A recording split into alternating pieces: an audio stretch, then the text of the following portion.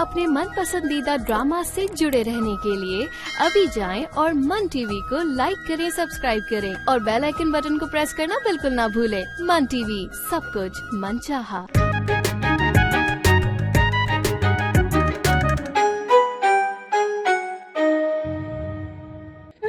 रात को तो अच्छी खासी मुझसे बातें करना थे, ये अचानक क्या हो गया है? बस आंटी, उनका इतना ही वक्त लिखा हुआ था।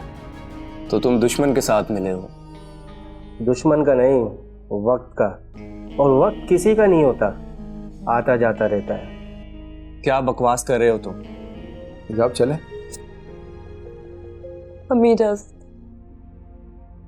इजाजत की क्या जरूरत है, जाओ अल्लाह के हवाले।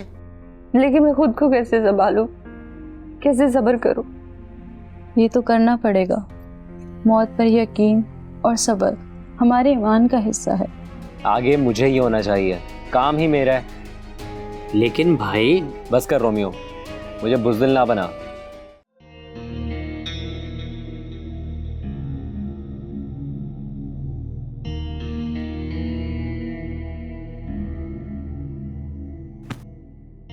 और शहजादे, तेरी कहानी सुन के आ रहा हूँ मैं। कैसी कहानी? सुना है कोई शहजादी है तेरे इंतजार में। हाँ ठीक सुना है तुमने। और तू उसे किसी देव की तरह ले जाने आया है। देव मैं नहीं, काला देव तो वो है जिसने मुझे यहाँ फंसा दिया। ब्लैक फेरी का बच्चा। मतलब देव ने तुझे तोता बनाकर पिंजरे में बंद कर दिया। एक बार आजाद हो जाऊं मैं, फिर निबड़ लूंगा उस देव से भी।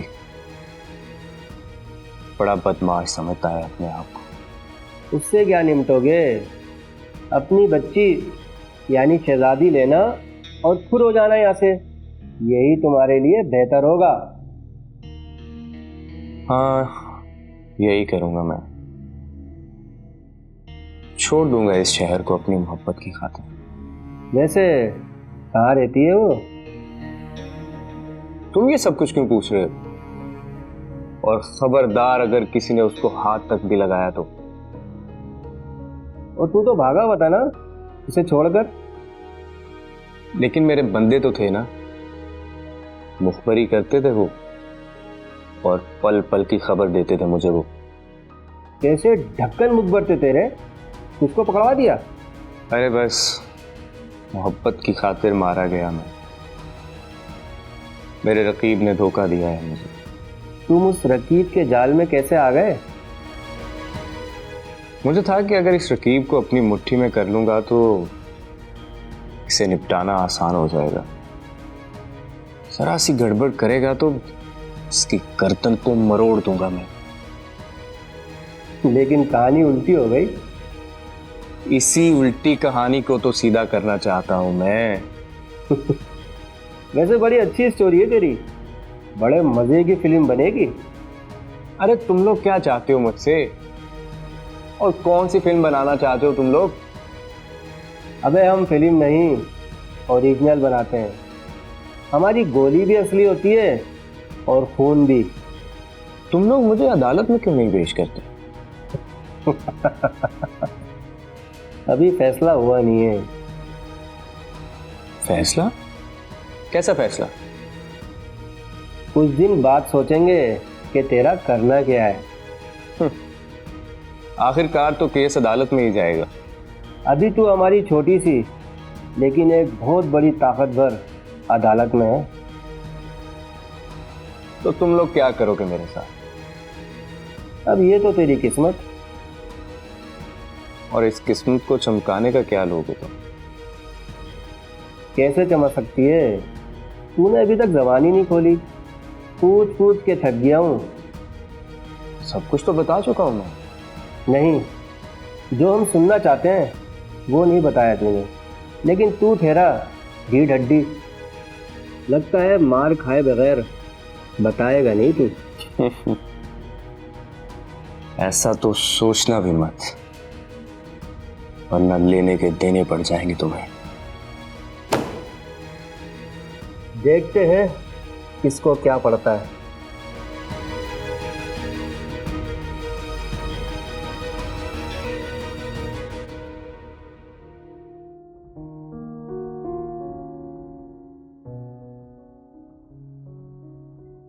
अम्मी संभालें खुद को, कब तक इस तरह बैठी रोती रहेंगी? कुछ थोड़ा सा खा लें, इस तरह तो आप बीमार हो जाएंगी। हमारा बाप, हमारा साहिबान अब रह ही क्या गया है। एक वाहिद सहारा था हमारा, अब सारी जिंदगी इस बेवगी के हाल में ही रहना है। ऐसा ना कहे अम्मी, आपको कुछ हो गया तो हमारा क्या होगा? कुछ नहीं होगा, अरे कुछ नहीं होगा। बाप चला गया है ना, कुछ नहीं हुआ। इस तरह मैं भी इस दुनिया से चली जाऊंगी, कुछ नहीं होगा। अरे अम्मी क्यों ऐसी बातें कर रही हैं?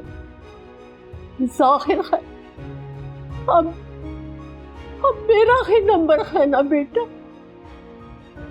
अल्लाह आपको लंबी उम्र दे आंटी, ऐसी बातें मत कर। बेकार है ऐसी लंबी उम्र जो शरीक हयात के बगैर हो। आंटी आप अभी बहुत ज्यादा सदमे में हैं। ये तो फिक्र सी बात है ना बेटा। इस गम का जब ही अंदाजा होता है जब दोनों में से कोई एक चला जाए। पर आंटी वक्त बहुत तेजी से गुजरता है, पता भी नहीं चलता। कुछ दिन तो गुजर ही जाएंगे, लेकिन ये लंबा सफर नहीं गुजरेगा बेटा। हम आपके साथ हैं आंटी, बस कुछ ही दिन की बात है, फिर इस घर में खूब हलचल मचेगी, खूब रौनक होगी। हलचल, और वो भी इस घर में। जी हाँ, आप मसरूफ हो जाएंगी ना अपने नवासे नवासियों के साथ, है ना?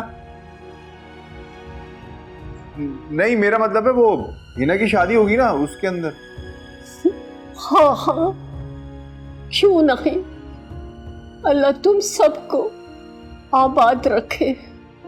हिजाब बेटा, मैंने तुमसे एक बात कहनी है। जी अम्मी। हिना के बारे में हमने उसका निकाह कर दिया है। क्या? कब? किससे और कैसे अम्मी? कल रात की। बस ये सब कुछ बहुत ही अचानक हो गया, कुछ बताने का मौका ही नहीं मिला।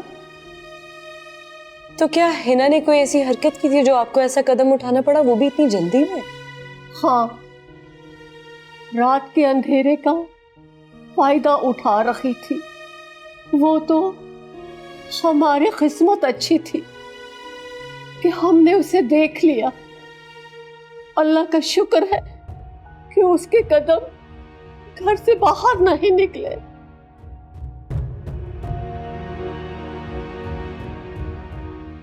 मगर आंटी वो इतना बड़ा कदम उठाने जा रही थी, आखिर क्यों? अमेरिका जाने का भूत सवार था उस पर। बस तुम्हारे अंकल ने अचानक ही फैसला किया और उसकी शादी मोहल्ले के एक लड़के से करा दी। अम्मी, कहीं अब्बू ने इसी रोग को तो दिल पे नहीं ले लिया? हाँ, मुझे तो यही लगता है।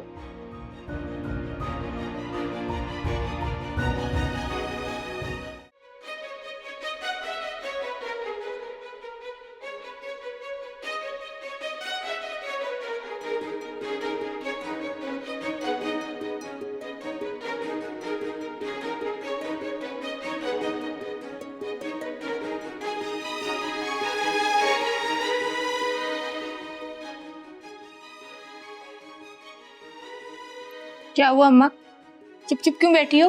खाना तो खा लो। अभी भूख नहीं है, जब लगेगी तो खा लूंगी। जब भूख लगेगी ना तो कैंची से मांग लेना। बेफिक्र रहे, हाथ पैर टूटे नहीं है, सलामत है, खुद निकाल कर खुद खा लूंगी। मैं तो मजाक कर रही थी, नाराज क्यों हो रही हो? पता है, हिजाब थी ना, 2 वक्त का खाना टाइम पे दे देती थी। अब किससे कहूं? नहीं कहूंगी, खुद खा लूंगी। तुम काम चोरों से नहीं कहूंगी। काम चोर नहीं हूं मैं, कैंची काम कम बर्तन ज्यादा खड़काती है। अब तू बहन के पीछे पड़ गई है। वैसे अम्मा एक बात तो बताओ, तुम गई क्यों नहीं क्या? पुरसा देने? अरे क्या जाती वहां, किसको पुरसा देती? मैं किसी को जानती हूँ क्या? अम्मा क्या हो गया है? हिजाब भाभी बेटी है उस घर की। अरे भाई हिजाब से तो यहीं कर ली थी ना मैंने ताजियत। फिर भी अम्मा जाना तो चाहिए था, अभी चली जाओ। अपने बाप को फोन कर दे, वो चला जाएगा। मतलब तुम नहीं जाओगी? नहीं जाऊँ। अरे वो जा रहा है ना, उसे जाने दे, हो सकता है हम भी चले जाएं बाद में। हैरत है भाई, जाना तो चाहिए था वैसे, इतना भी क्या? इतना उतना क्या? तू क्या बकवास लेके बैठ गई? तुझे भूख लग रही है इसलिए तेरी अकल नहीं चल रही। चल खाना खा, चल, तेरी सारी अकल पेट में, चल। नहीं नहीं नहीं, पहले मेरी बात का जवाब दो। क्या जवाब दूं? नहीं समझेगी तू। समझने की बात नहीं है, बात यह है कि तुम समझाना नहीं चाह रही। क्या समझाना नहीं चाहती? क्या? यही कि तुम शर्मिंदा हो ना, कुछ अपनी वजह से और कुछ कैंची की वजह से। अरे कैंची तो शुरू से ही बेअक्ल है, बेवकूफियां ही करती रही। काश गूंगी होती ना, घर में बड़ा सुकून होता। वैसे अम्मा अगर कैंची गूंगी होती ना तो ये घर मैयत का होता। चप्पल देखी है तूने? चली जा यहाँ से, चल उठ, बदफाल मुंह से निकाल दे, निकल यहाँ से।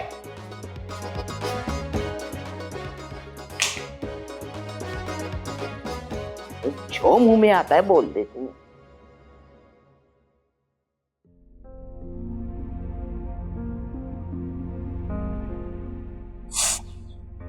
बस बेटा, गम और खुशियां साथ ही चलती हैं जिंदगी में। अब आंटी आपको इस वक्त मुबारकबाद तो नहीं दे सकते, लेकिन हिना को दुआएं तो दे सकते हैं ना। जी बिल्कुल, अल्लाह ताला हिना और उसके शौहर को अपनी नई जिंदगी में बहुत खुशियां और सुकून अता करे। आमीन।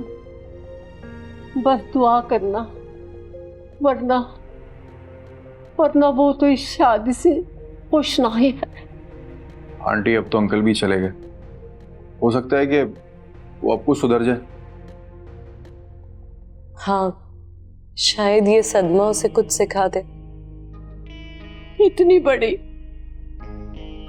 बड़ी कुर्बानी दे दी है उसके बाप ने, अगर वो अभी भी ना समझे तो। आप क्यों फिक्र कर रही हैं आंटी?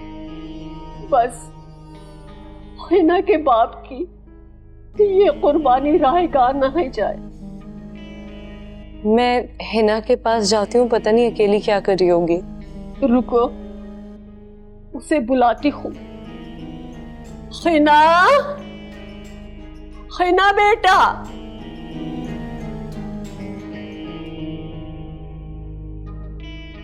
जी अम्मी। बेटा यासिर को फोन करो, कहाँ रह गया है? मुझे नहीं पता कहाँ रह गए। वही तो कह रही हूँ, फोन करके पूछो ना उससे। उसका नंबर नहीं है मेरे पास। क्या मतलब है? तुमने उसका नंबर नहीं लिया है? तुम्हारे पास होना चाहिए ना उसका फोन नंबर।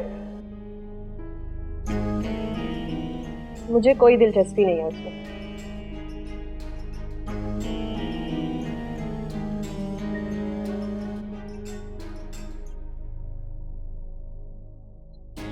आंटी अब मुझे पता है, मैं हूं ना, मैं देख लेता हूँ। उसको बुलाने और उससे पूछने का मकसद तुम्हें उसकी जिद और हठधर्मी दिखाने का था। अब क्या कर सकते हैं? अब तो बस दुआ ही कर सकते हैं कि उसका जो शौहर है उससे उसे खुशियां नसीब हैं। अल्लाह करे वो इसे खुश रख सके और जो कुछ ये चाहती है इसे मिले। आमीन।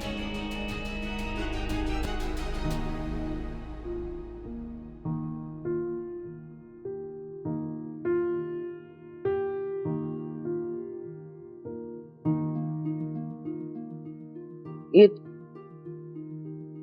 तू यहाँ क्या मुंह लटकाए बैठी हुई? तस्बीह पढ़ रही हूँ अम्मा। हाँ, तू कब से हाजन नमाजन हो गई भाई? मैंने सुना है जब किसी का इंतकाल हो जाता है तो मैयत के लिए ज्यादा से ज्यादा पढ़ना चाहिए। इससे एक तो मैयत को सुकून मिलता है और मगफरत हो जाती है। अच्छा, हिजाब के अब्बा के लिए पढ़ रही है? चल अच्छी बात है, पढ़। हाँ अम्मा, मैंने सोचा पुरसा देने तो जा ना सके, लेकिन दुआ करके उनके दुखों में शरीक तो हो ही सकते हैं। ये तो सही कह रही है तू। अम्मा तुम अब्बा से कहो ना कि वो ही चले जाएं, वरना मोहल्ले वाले क्या बोलेंगे। बेटा छोड़ मोहल्ले वालों की, और जहाँ तक रही तेरे अब्बा की तो बात की है, हारून से हुई है बात उनकी। फिर क्या कहा उन्होंने? अरे भाई मुझे नहीं मालूम, वो फोन करके पता कर ले क्या कहा और क्या नहीं कहा। अम्मा लेकिन ये बहुत गलत बात है कि हमारे घर से कोई भी नहीं जाएगा। बेटा कोई तो वजह होगी ना जो नहीं जा रहे। तुम्हारा भी ना कुछ समझ नहीं आता। आजकल तो बड़े सदके वाली जा रही थी, क्या हो गया? क्या कहना चाह रही, क्या कहना चाह रही है? मैं दोगली हूँ? अम्मा ये दोगलापन ना हुआ तो क्या हुआ? दफा हो जा, मेरी नजरों से दूर चली जा। बल्कि तू बैठ मर यहाँ पर, मैं ही चली जाती हूँ।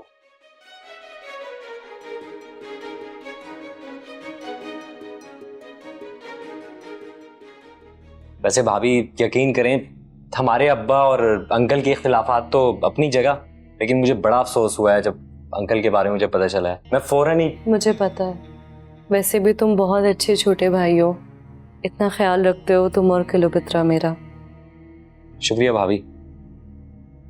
अम्मी मैं जरा हिना के पास जा रही हूँ।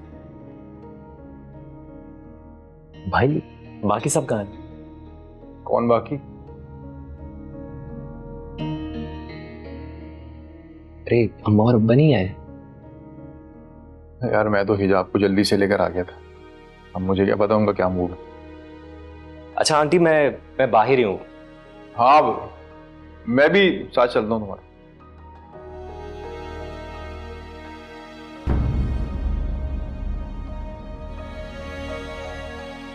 ये तो यहाँ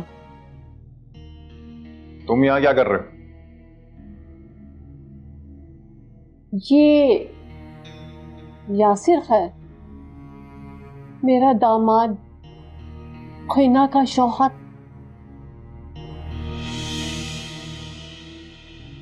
मैं बताने आया था कि जनाजा तैयार है।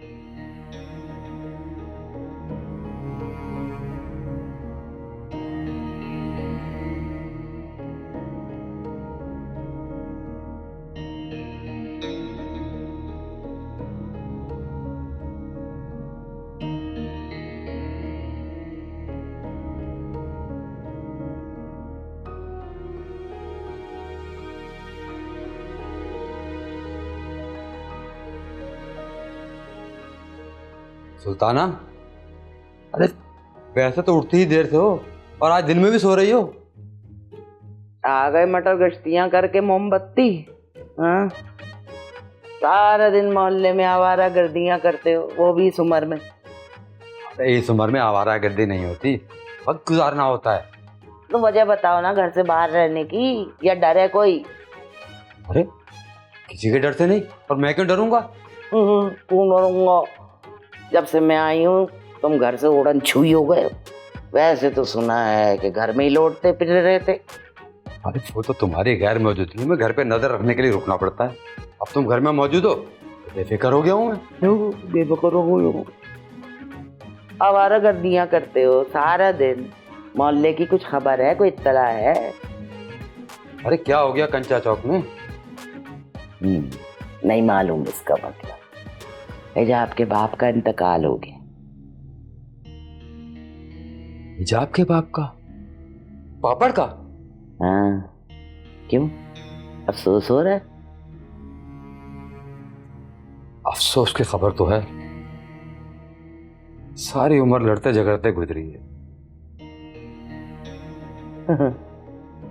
सारी जिंदगी तुमने उससे लड़ाई भिड़ाई, झगड़ा फड्डा हंगामा, तो अब क्यों ऐसा?